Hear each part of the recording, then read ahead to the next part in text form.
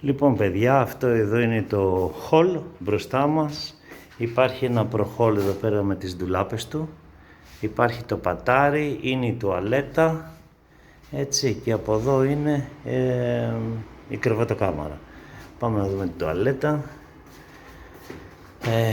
Έχουμε εδώ πέρα, αν θέλετε να βάλετε κάποιο πλυντήριο ρούχων, μικρό πλυντήριο ρούχων.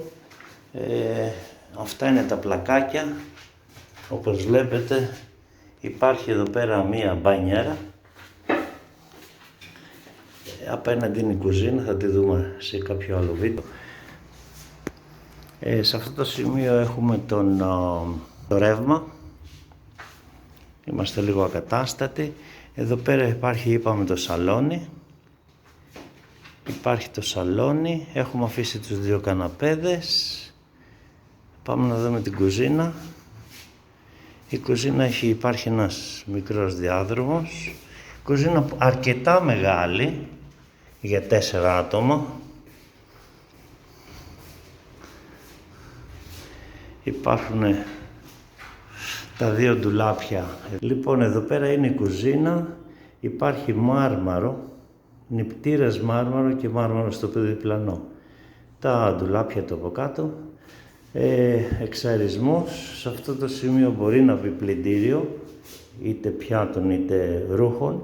Εδώ πέρα μπαίνει η κουζίνα. Αυτό εδώ μπορεί να κινηθεί εκεί.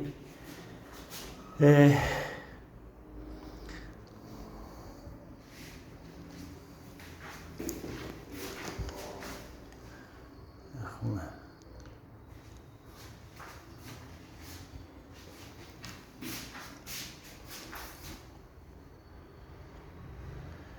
λοιπόν, είναι λίγο ακατάστατα, αλλά σε γενικές γραμμές μπορεί να φανεί ο χώρος λίγο πιο άνετα.